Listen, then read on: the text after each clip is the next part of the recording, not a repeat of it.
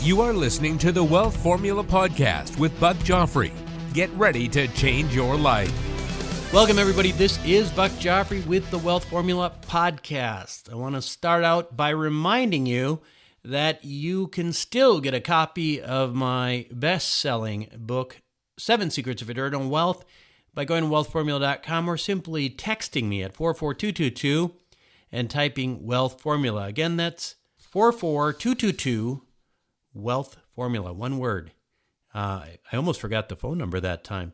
Also, if you haven't had a chance to check it out, my digital course that I'm very proud of. I mean, it is a fantastic course with a really all-star faculty. It's called Your Roadmap to Real Wealth. It's got Rich Dad advisors Ken McElroy and Tom Wheelwright and the real estate guys and Kevin Day. I mean, all these guys, tremendous bodies of knowledge there that are just laying it out, telling you and giving you the roadmap to real wealth. And so if you want to take it to the next level, I highly encourage you to check it out. You can check it out at wealthformularoadmap.com. As for today's show, I'm proud to say that I have overcome a major handicap to become a successful entrepreneur. It has taken me 33 years to figure out how to get past this obstacle, but I did it. And I'm proud of the fact because very few people with this fate in life become successful business people, and even fewer become successful investors. What was the handicap, you ask? Well, you see, I was born an A student. I got good grades in high school and college and graduated at the top of my medical school class, and I even got into one of the best neurosurgical training programs in the world. That's not easy. Did you know that more people become professional athletes every year than neurosurgeons? Yes, indeed. I reveled in my academic success. I pumped out scholarly papers and book chapters like there was no tomorrow. In fact, I remember telling my dad one time that I was published in a journal called Neurosurgery 2 months in a row.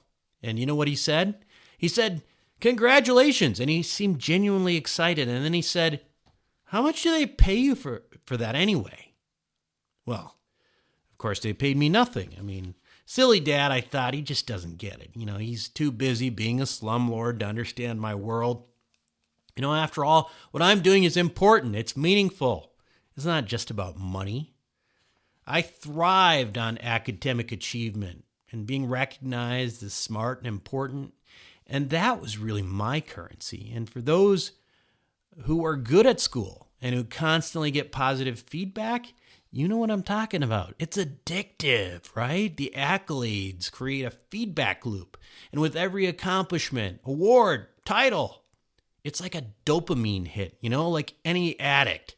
And it makes it harder and harder to get outside of your own world.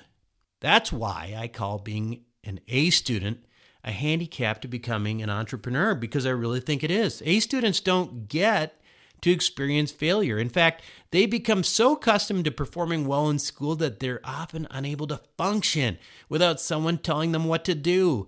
And the idea of going into free fall as an entrepreneur absolutely terrifies them. Don't believe me? Well, think of the smartest people that you know that in high school, right? The people that were like, total whizzes and geniuses, and what are they doing today? Well, they're probably really successful, right? I mean, certainly in my class, there was people who were smarter than me, these complete wizards, and, they're not more successful than me monetarily by any means. They may have become professors, etc., but none of them became entrepreneurs. And I don't know, maybe that's your experience as well. What did the smartest people in your high school class end up doing? Most entrepreneurs come from the school of hard knocks, which is a very different place. Life doesn't hand them an easy out, like being a good student, getting patted on the back. Most of them weren't particularly good students. They had to wing it and develop the ability to improvise and deal with failure. And that's the thing, that quality, the ability to improvise and to deal with failure also happens to be the hallmark of a successful entrepreneur. So they've been building that muscle all along. And that is the key to being a successful entrepreneur. That also happens to be a good way to describe my guest on Wealth Formula Podcast today. And so when we come back, we'll hear from Kevin Bupp. Welcome back to the show. Today my guest on Wealth Formula Podcast is Kevin Bupp, who is the host of Real Estate Investing for Cash Flow podcast and the Mobile Home Park Investing podcast. I wonder what that one's about. Well, anyway, for over 13 years, my guest on Wealth Formula Podcast has been investing and consulting on real estate. He has completed over $40 million in real estate transaction. These days, his focus is in the mobile home park space, and he is the CEO of Sunrise Capital Investors. Kevin Bupp, welcome, Kevin. Oh, thanks, Buck. Thanks for having me. And, I need to update some of those statistics. I think it's been about 5 years. I've been at this now about 18 or 19 years. And that number of transactions has actually gone up since I put that number there on my bio. So in any event, you just basically reminded me that I need to update it. Yeah, I hear you, man. It's like I've constantly got that going with the site. I remember, I had some mention of Robert Kiyosaki on my website some time ago. And it was saying that I had not met Robert Kiyosaki before, but then a year later, somebody said, "Hey, you did meet Robert Kiyosaki about a year ago. You had him on your show, right?" And I'm like, "Yeah, that's true." So it's hard to keep up with it, especially when you're all over the place in this. But anyway, so Kevin, tell us about yourself. You started out, at a pretty young age as an industrious guy from the beginning, right?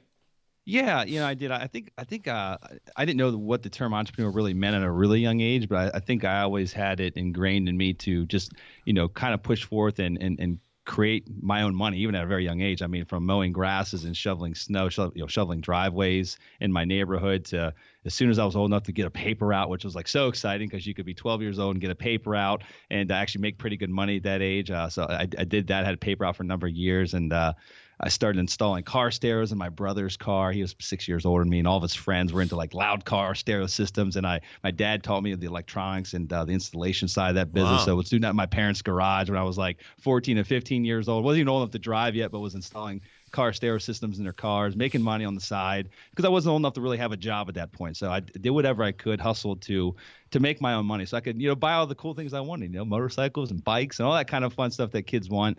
And so again, entrepreneur was not a word that was really ingrained in me, but I knew I wanted to make my own way and create my own path. And so in any event, that continued on throughout high school. And then, I have to tell you, Buck, I wasn't the best student, and I know that's probably where you and I have a big variance because you were an incredible student. So I was slightly different. I didn't really enjoy school too much, and I just wanted to make money, but I didn't know what that meant yet at that point in time. But I got very lucky after graduating high school. I went off to college and got introduced my freshman year to a gentleman by the name of David that was dating the mom of the girl that I was dating at that point in time. So basically my girlfriend's mom's boyfriend. And David was a local real estate investor in Pennsylvania where I grew up, and owned a good number of multifamily properties, smaller multifamily properties, and lots of single family homes, and was really into long-term cash flow. And Dave and I became pretty good friends. Long story short, he invited me to a 3-day boot camp. I didn't have any interest in real estate, Buck, at all. I never even read a book on it, but I was like, this guy has an interest in me for some reason or another. Yeah. And he seems like he's a pretty successful guy. He's got an incredibly nice car, lives a pretty cool lifestyle.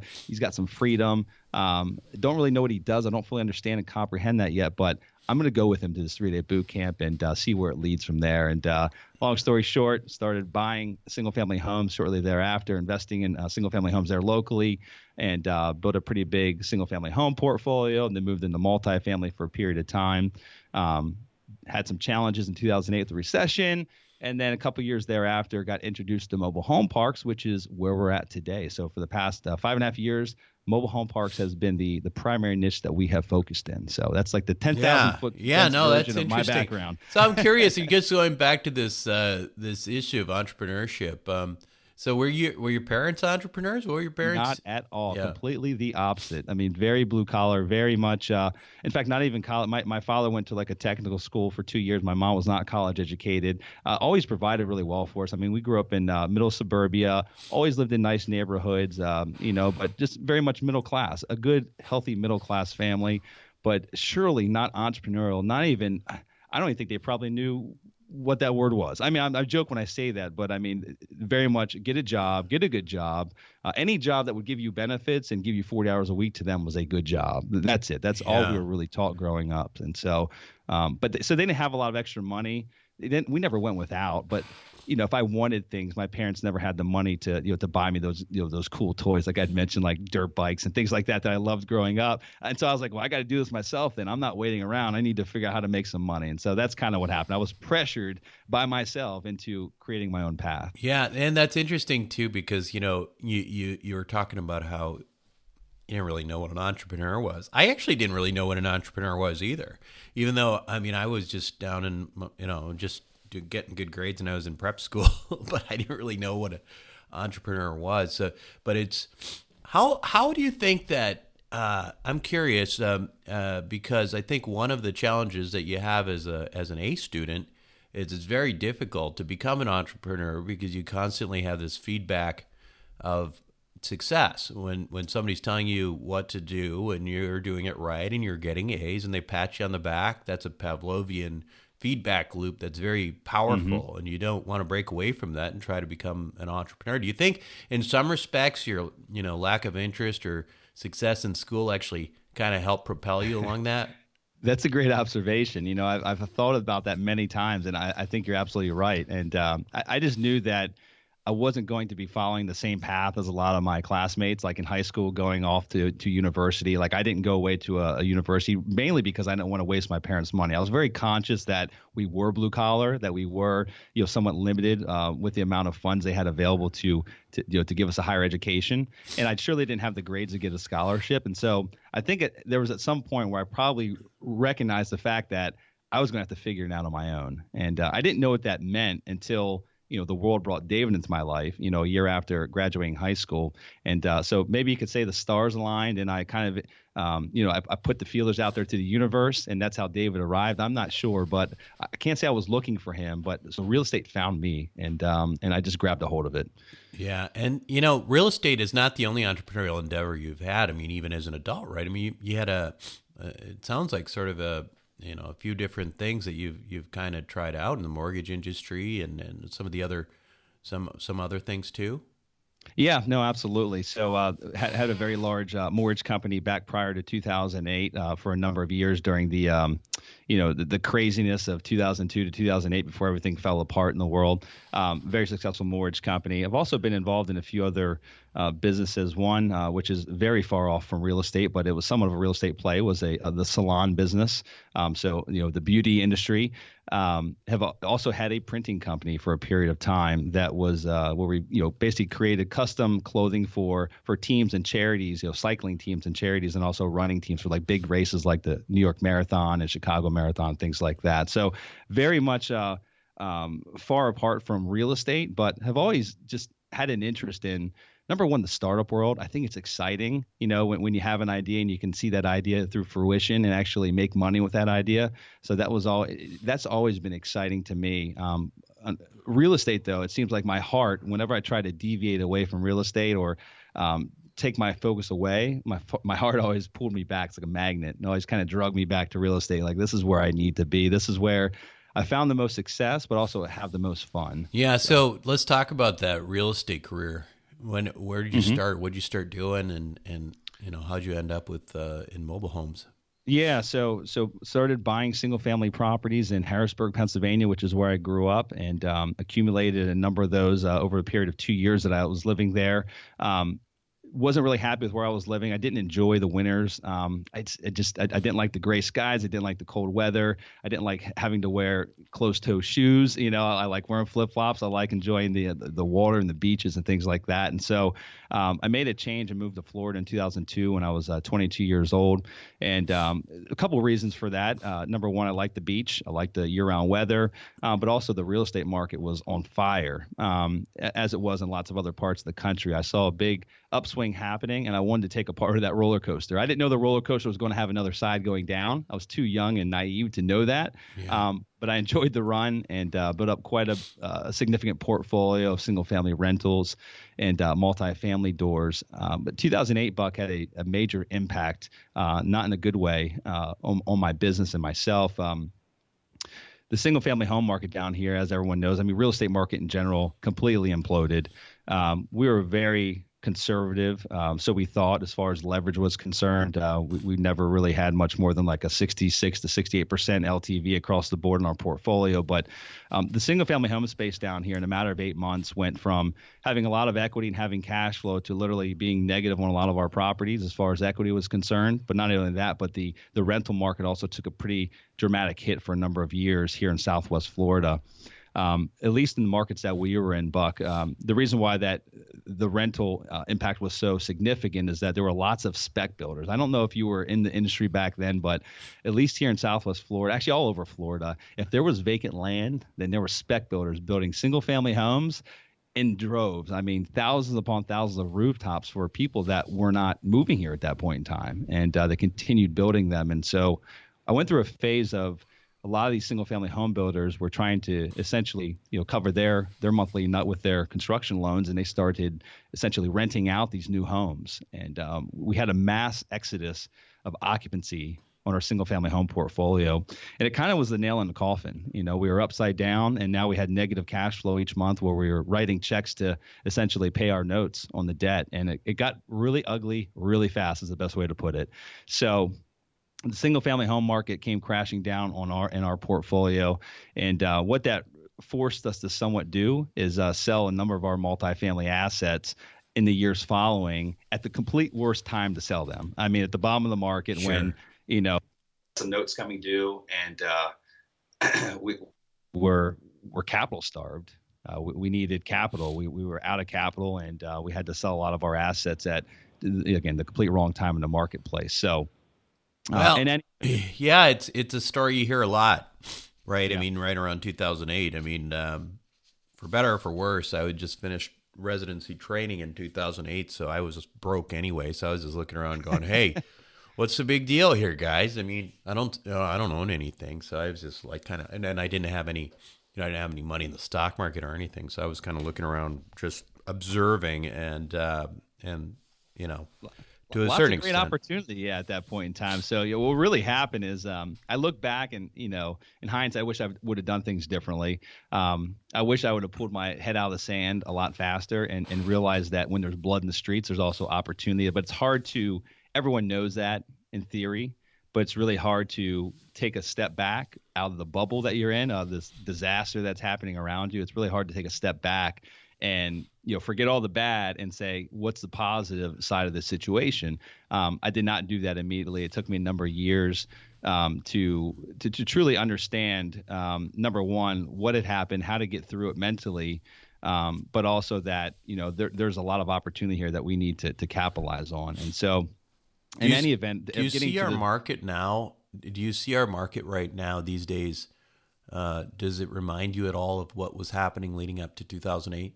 Yeah, I'm getting some deja vu of that. The one big thing that's different is that it's not as easy as far on the lending side. So a lot of the competition we had back then, and a lot of our buyers on our properties that we might be flipping, were people that could very easily get home loans that probably shouldn't have been getting those home loans. Like 100% stated programs, right. No income verification type programs, or very high loan to value loan programs.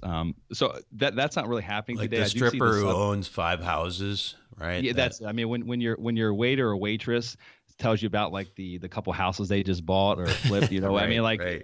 You got to get concerned, right? Yeah, right. That's not happening today, but I do see there is a resurgence of the subprime mortgage. Like there's some of the banks that are getting back into it. They're not calling it subprime, and I forget the terminology. I just heard it the other day. And I can't think of the name, but they're basically coining it with a different phrase, but it's essentially alternative type of loan. So it's coming back. And so what do those loans look like that I see happening again? Are they like no money down type things, or? I don't think they're there yet. And I don't know. I haven't spent a lot of time researching it, but there are alternate. Yeah, I don't think no money down, but just a less scrutiny on the credit scores. So like today, in order to get any kind of decent loan, you better have like a 680 credit score, right, or higher. And I believe there's and I forget who it was, but there's loan programs now for 580 and above credit scores. So I don't know what kind of LTV that is. But in any event, we know there's competition for banks to lend money. And there's also a buyer's market out there for those credit challenged individuals that have not been able to buy that would like to buy. And so someone's got to fulfill that need. And I think it's just inevitable that market will come back, maybe not as heavy because it's a lot more regulated than what it was back then. Back in prior to 2000, government regulations changed a lot of things back after that point in time. But some of the other, I guess, hints that we could be going into some type of, third inning to where there could be a correction is even just properties. I mean, how many people are just overbidding or bidding up properties that come onto the market? We just got in a bidding war the other day with a mobile home park, and ended up selling for 15% higher than what the asking price was. And I don't know, everyone's chasing yield, right? There's always that next guy willing to pay a little bit more, willing to take a little bit less of a yield than you. And at what point in time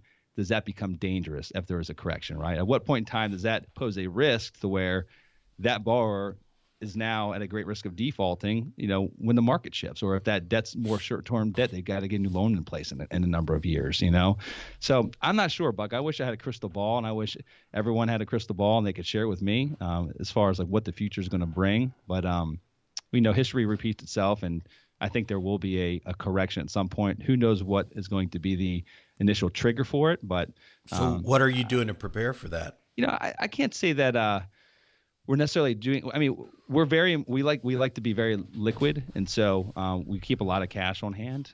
So I wouldn't say that's necessarily in preparation for a downturn, but I will tell you that although I thought I was a conservative investor before, one thing that we do nowadays with every purchase that we make, number one, the debt structures that we put in place are very different depending on the property. If it's a big turnaround, it might be a little bit more of a short-term community bank type of loan or a bridge loan. The more stabilized properties will get agency debt put in place. But the one thing we do, and anything that's not going to be agency type of debt, is we put them through our own internal stress test. And so we run different scenarios out of, if it's a 5-year term, if we got a 5-year balloon, the what ifs. What if the rate goes from 5% to 6.5% to 7.5% to 8.5%? What if we can't get a cash out? What if it's just a rate and term and the rate's 3 points higher than what it is today? Like, how does that look? How does the scenario play out in the worst case? And like, what does our ceiling look like? Like, what is the worst case to where like literally it tips over and pushes us off the cliff? And so we look at it in that scenario and say, can we get comfortable with that worst case scenario based on what we're paying today for it? Can we get comfortable with that, knowing that it might not play out how we plan? And will our investors get paid? And will there be anything left over for us? Yeah. If there's nothing left over for us, we're still okay. But can our investors get paid? Right, so like that. Yeah. No, absolutely. That makes sense. Let's kind of go into what you're doing now. So how did you get into mobile home parks, and why? Was it related to what happened in 2008 at all? Yeah, but not directly. So I took a couple years hiatus, started a few other businesses. The one was a printing company, had another events company I started as well. And so I took about a 4-year, 3.5 to 4 year hiatus, focusing on my health, fitness, and these other businesses not related to real estate. Because again, I kind of stuck my head in the sand. I didn't want to think about real estate. My credit was shot. I lost my personal residence. I was in a bad situation. Personal bank accounts got garnished. Not a lot of fun. And so 2012 rolled around, Buck, and again, this burning desire of getting back into real estate was there. And I knew I was missing opportunities, right? Like I realized by that point, like there's a lot of opportunity out there, and I'm dropping the ball, missing it. And so I spent a good bit of time on this journey of researching how the market had changed, talking to people that were still in the business, that had made it through the downturn, people that had got in post-recession, primarily in the multifamily space. I knew that I did not want to buy single family again. I knew that was not going to be part of the plan. I only wanted to buy multifamily. It would allow me to scale a lot faster, and it's just much more efficient to manage and oversee. And so that was going to be my goal. And so I spent a good bit of time talking to everyone in the industry still. And during that journey, I was introduced to a guy by the name of Randy. Randy had been in the manufactured housing space for about 30 years on the finance side. He had retired shortly before I met him and had started buying RV and mobile home park communities here in Florida and was doing quite well. And so I had no intention. I went to lunch with Randy, but had no intention of learning about his business. It was just more of a networking lunch of, your net worth is your network. So I was like, I'm just meeting everyone I can. And I had a 2-hour lunch with Randy, and I left that lunch basically giving myself or dedicating myself to 12 months to learning that niche and buying my first community to either prove or disprove what he had spelled out to me during that lunch meeting. He piqued my interest in many different ways on why I should consider this niche and why he feels not that it's better than multifamily, but that it's got some unique attributes that a lot of people don't realize.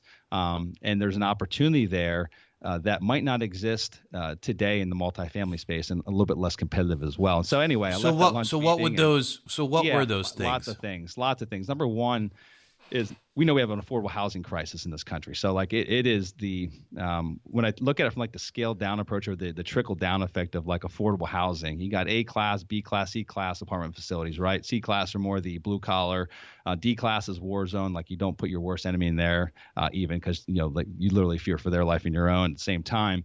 And after that, you really step down, which isn't the same quality. Like, our mobile home parks are typically less expensive to live in, even a low and D class apartment facility. But yet the living quality is that of a C or B class apartment facility, sometimes an A class apartment facility. And so if you can't afford to live in a mobile home park in this country, you're basically homeless. There's no cheaper place you can live with a family, raise a family, than in a mobile home community. And it doesn't have to be the equivalent of a D-class apartment facility. So that was the first thing. He kind of explained to me the economics behind that. And the beautiful part of that niche is that it's not very hard for anyone in a park to come up with their monthly lot rent because on average, it's like $300 a month across the country, right? Anyone can scrounge together and hustle to come up with $300 a month. Another big benefit is it's the only asset class in real estate across the board that has a diminishing supply. And so meaning that there's more mobile home parks that are being torn down or redeveloped every year than are being built. And primarily that's because municipalities, they don't like them for many different reasons. Number one, there's a negative stigma attached to the industry. And so they don't want to be built, and for other reasons as well. But so that was a big one, big barrier to entry. Next up was the turnover. When someone owns their own home, it's not as easy for them just to get up and pack their bags and put their mattress on the rooftop and move in the middle of the night like they can in an apartment complex. They've got a home. They can't hook it up to their Suburban and pull it away. It takes a licensed mover with a special truck to get that thing moved, and it costs a lot of money to move it. And so most mobile homes that end up in a community typically never leave. And so when someone's living in it, if they need to leave, they'd sell their home like they would if it was a stick-built home, sell it to someone else. That person continues to pay lot rent until it's sold to the new person. So you have very little hiccup as far as income's concerned. You don't have those 1 and 2 month downtimes for the most part on your rent while you're turning over a unit because the person that owns that home is paying it. So that's one big thing, a low turnover. Another big one is the maintenance and upkeep. We don't own the homes for the most part. We do own some homes, but for the most part, we don't. And that means we're not taking care of the roofs, the plumbing, the AC when it goes out, any of that kind of stuff. Our only responsibility as park owners is maintaining the infrastructure. And for the most part, that means the roads, the water and the sewer lines, and common areas. And a lot of our communities have like clubhouses or offices in them as well. And so that's our maintenance requirement. That's very low compared to the same size apartment complex where you need, a full-time maintenance person, sometimes more than that. Typically, we don't have any full-time maintenance people on staff. We've got people we go to, vendors, but we have zero full-time maintenance people on staff. So those are just some of the big benefits he told me. Yield is another one. The average returns are typically higher when you compare apples to apples. It's getting a little bit harder today because there's a lot more competition. I was going to ask you about that because it's one of these things where, of course, back I'd say even 5 years ago, and I think you started here, 6-7 years ago in this area? Yeah, going on 6 years. Yep. Mm-hmm. And back then it was you really didn't hear much about mobile homes. and it seems like you're hearing a lot more about it. It seems like there's more players in the market than there were, or maybe we're just hearing more about it. Tell me about some of the contraction that's going on there in terms of cap rates or yield, and supply and demand. Part of that creates.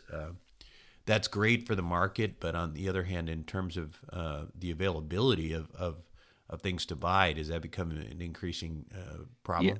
Yeah, that's a great question. Yes, there's more competition, more buyers coming into our market. There's lots of multifamily guys that are, where they would have snubbed their nose at this asset class maybe a couple of years ago, are now opening their eyes up to it because they might not be able to find the yields that they're looking for, and the markets are investing in the apartment space. But either way, there's more competition, more larger professional operators get into the space. Private equity firms are getting into the space.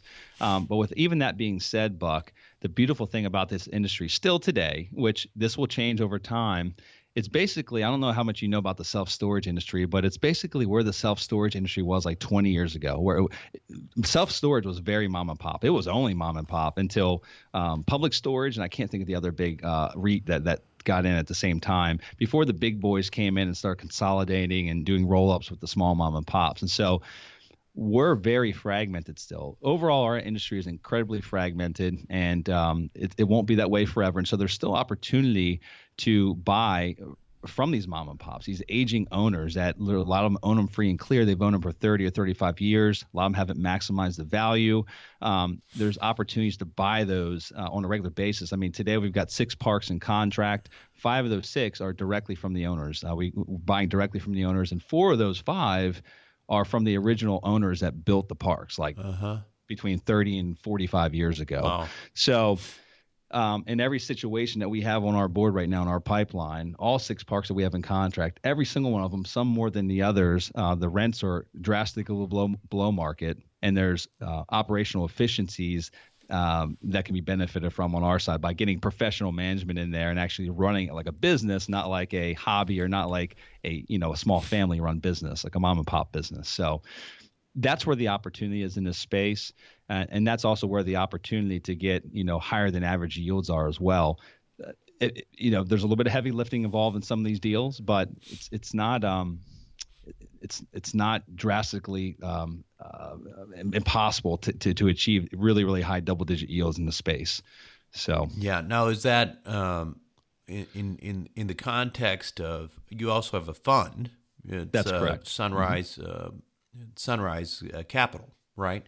That's correct. So when you're talking about returns, are you talking about if you're buying and owning these things yourself, or even if you're potentially investing in various funds, are you still an opportunity to get into those double digits with that as well? Yes, absolutely. So we do have a new fund rolling out. We had a Reg D 506C semi-blind fund last year. We ended up acquiring 5 assets in this year, literally in the next couple of weeks. Don't know when the show is going live, but in the next couple of weeks, we're rolling out our second semi-blind fund. Semi-blind because we've already got a number of opportunities teed up to go into that fund.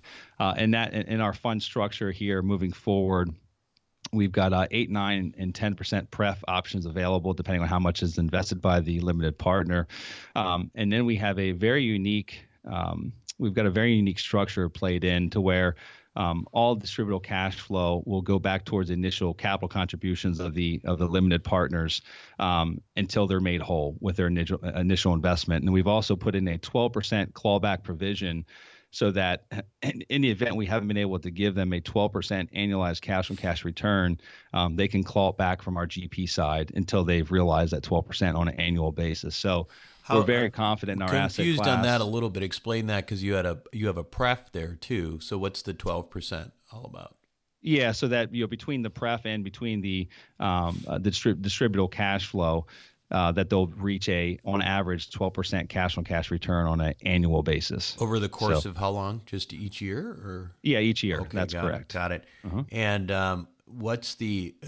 This is a 506C, so we can talk about it. I'm happy to kind of explore it a little bit. What's the split after the return on capital? And the split after return on capital is 50-50. Okay, Got it. And so if you're interested in that, you should go to what's the website on that? You can go to our company website, which is sunrisecapitalinvestors.com. Perfect. And then we'll put that in the show notes as well. But let's talk a little bit about your podcast and what, Yeah. You've got two of them. And yeah.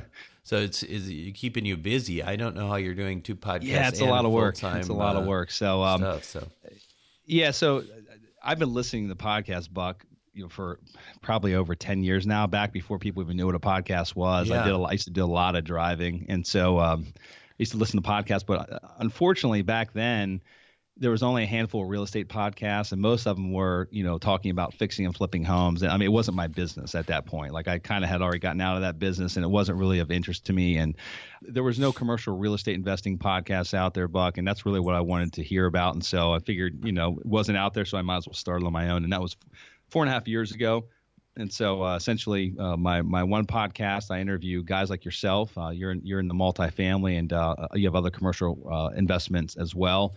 So I interview guys in the commercial investment space, primarily owners and operators.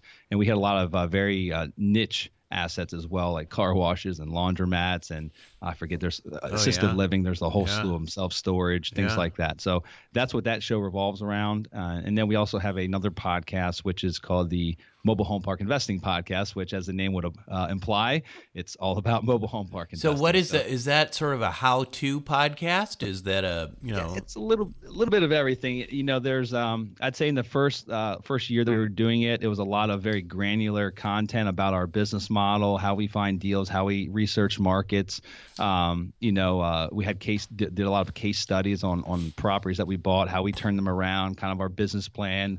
And then we started doing interviews with other owner and operators. And so it's kind of a mixture of all the above. It's a how-to, but also here's how Henry did it, or here's how Bob did it, other operators out there in the space that might not have the exact same business plan as us. And so there's enough information on there. If someone had an interest in our space, that they just wanted to even determine whether or not it might be a good fit for them, go listen to a number of those podcasts. They'll make a quick determination of either I like this, or this is not for me. Yeah, that's great. Hey, one quick question I forgot to ask. In terms of how does depreciation work in these things, in these mobile home parks? Because obviously you're getting great yield, but I'm curious, and I'm sure some of my listeners are interested in understanding, typically if we have mobile home parks, or if we have apartment buildings, we also do self-storage, et cetera. And these all have a sort of a typical,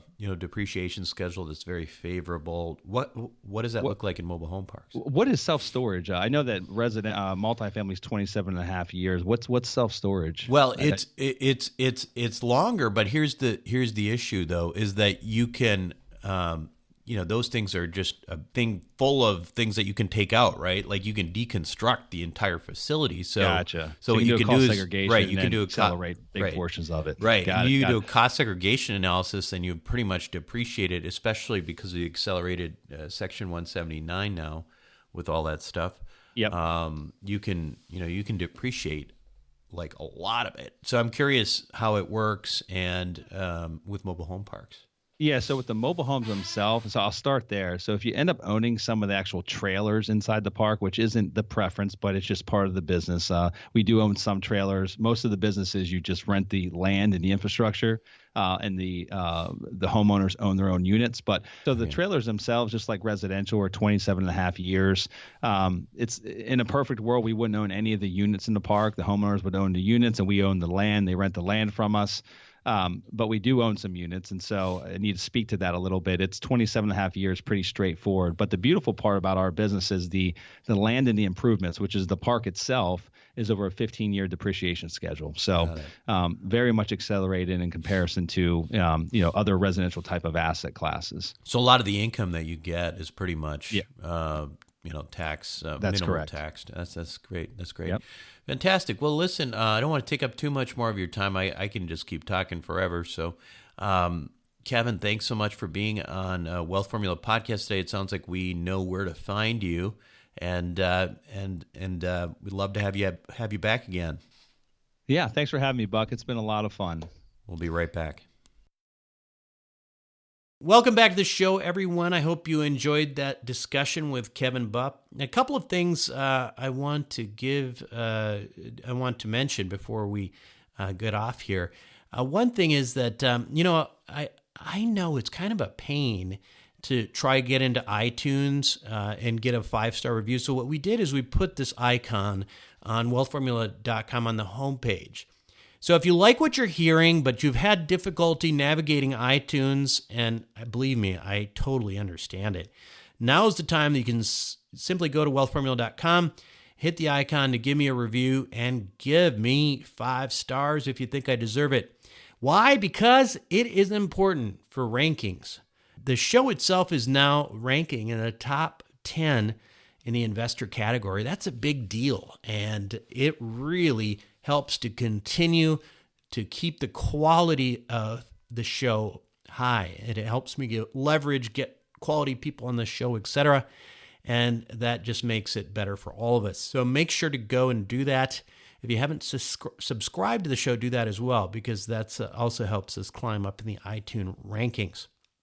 Now, also, I want to ask you another favor, which is, participate in the show. And the way you can do that is by going to wealthformula.com. And there's a function there called SpeakPipe. And what I'd like you to do is to record your questions and comments, because I think it would be nice if we did more of these Ask Buck shows, because I think it really makes it, a little bit, it creates a little bit more of a community feel. It makes me feel like you're getting involved with the show, which really just, helps me to get to the core of what the problems and the issues and, the things that you need more information on, etc. So make sure, again, to go to wealthformula.com, click on the SpeakPipe player and ask questions, or if you want to, just leave some comments, some things that you'd like to have said on the show. Finally, if you are an accredited investor, and I noticed there's a whole lot of new listeners recently, and you may not know this, but there's an accredited investor group associated with Wealth Formula. And if you go to wealthformula.com, you can join that group. Now, what is an accredited investor again? Let's just remind the new people in the group. An accredited investor is not something that you apply for. It sounds like it, doesn't it? It sounds like you have to be accredited, like you have to go through an application process. No, an accredited investor either is or is not an accredited investor, sort of like being pregnant. And if you are an accredited investor, all it means is that you either make $200,000 per year or $300,000 if filing jointly, or you have a net worth of over $1 million outside of your personal residence. And if you are that, make sure you join the group so you can be part of a incredible pipeline of opportunities that is heading our way later this year. And with that, I will leave you. This is Buck Joffrey with Wealth Formula Podcast signing off. Thank you for listening to the Wealth Formula Podcast. Visit us on the web at wealthformula.com. The information contained in this podcast are opinions, not fact. As always, consult your own financial team before making any investment. See you next time.